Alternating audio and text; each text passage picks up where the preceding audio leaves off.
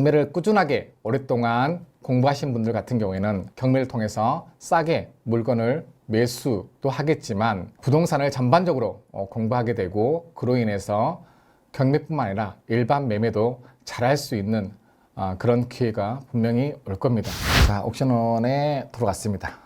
나중에 여러분들이 물건을 검색했을 때 여러 가지 방식으로 물건을 검색하게 됩니다. 지역별로, 기간별로, 그리고 종류별로, 가격별로 이렇게 검색을 하겠지만 이번 시간에는 권리 분석을 배우기 때문에 직접적으로 사건 번호를 입력해서 물건 하나 보도록 하겠습니다. 자, 여기서 보시면 경매 개시 결정이 2019년 3월에 이루어졌습니다. 그리고 매각기일이라고 되어 있는데 이거는 실제 입찰한 날을 얘기합니다. 입찰을 12월에 했습니다. 19년. 동년 12월에 했는데 그러면 경매를 시작하고 매각하는 날짜까지 시간이 꽤 걸립니다. 3, 4, 5, 6, 7, 8, 9, 10, 11, 12 9개월 후에 경매가 진행이 됐습니다. 물론 빠르면 6개월에서 늦으면 1년까지 걸릴 수가 있습니다. 보통 6, 7개월의 시간을 두고 경매를 매각하는데 그러면 경매 개시한 시작한 날로부터 실제 경매한 날짜까지는 무엇을 하냐면 법원에서는 해당 물건의 이해관계인 즉 집주인도 있을 거고 그리고 이 물건을 담보를 잡고 돈을 빌려준 사람도 있을 거고 여러한 권리자들이 있는데 그 권리자들에게 송달을 합니다. 말소 기준 권리는 권리 분석을 가장 쉽고 빠르게 하기 위해서 만들어진 개념입니다. 자, 말소 기준 권리는 어떤 거를 얘기하냐면 가장 쉽게 설명을 한번 해보도록 하겠습니다. 말소 기준 권리라는 거는 하나의 사건에 딱 하나만 존재합니다. 그래서 1번이 될 수도 있고 2번이 될 수도 있고 3번이 될 수도 있고 4번이 될 수도 있습니다. 자, 예를 들어서 자, 2번이 말소 기준 권리다. 이렇게 2번이 말소 기준 권리면 이 말소 기준 권리는 무조건 소멸됩니다. 말소 기준 권리보다 일자상으로 늦게 설정된 권리들을 후순위라고 하는데 이 후순위 권리들을 전부 소멸시키는 역할을 합니다.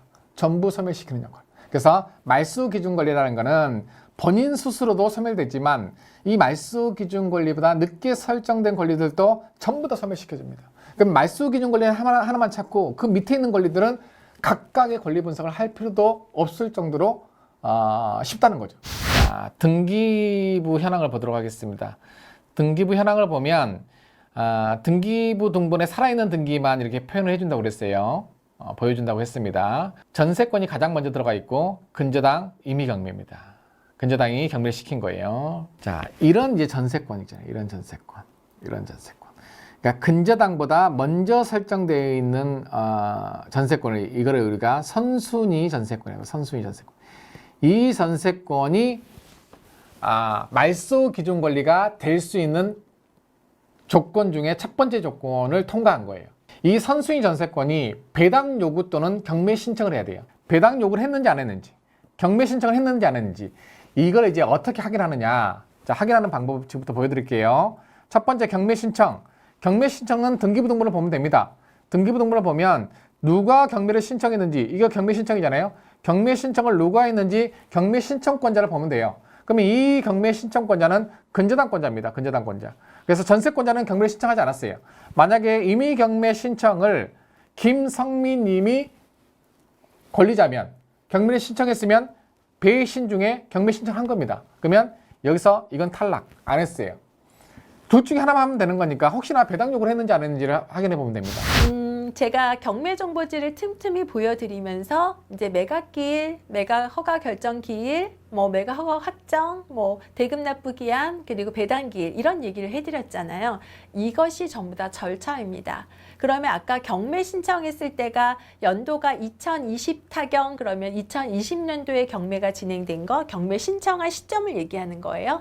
2022 타경 2022년도에 경매가 진행된 거 2023 타경 올해 경매가 진행된 거 이렇게 보시면 되고 또 하나의 또 참고는 그때 당시에 감정평가를 했는데 지금까지 넘어왔으면 가격이 그 사이에 어떻게 했었지? 그때 올라갔다 다시 내려가서 똑같은 가격대인가? 아니면 지금 올라가고 있나? 내려가고 있나? 이런 것들도 참고하실 수가 있어요.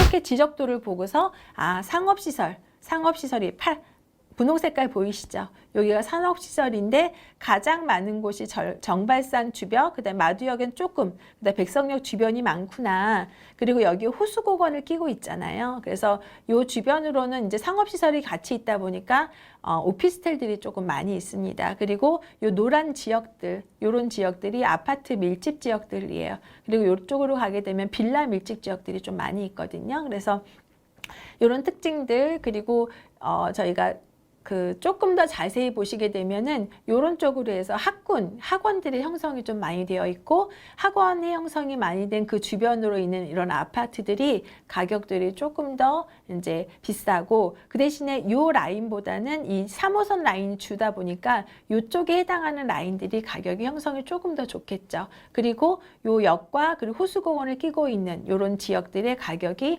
아무래도 이제 좋을 수밖에 없죠. 그 인프라를 갖추고 있으니까.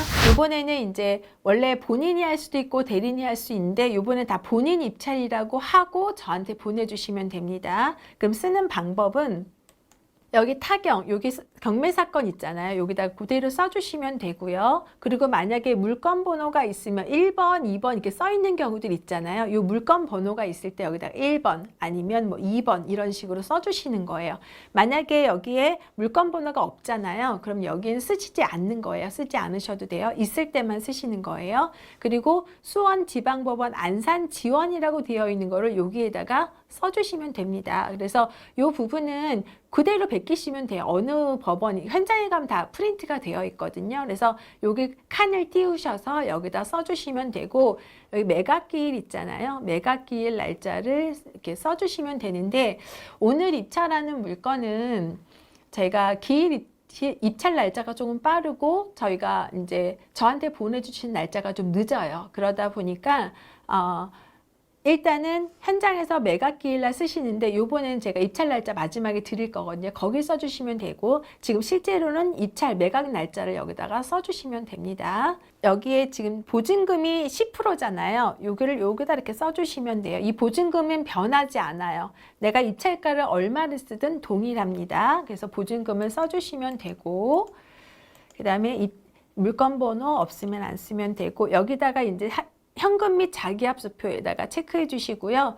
여기 보증금을 반환받았습니다. 여기는 원래 입찰할 때는 쓰지 않는 거예요.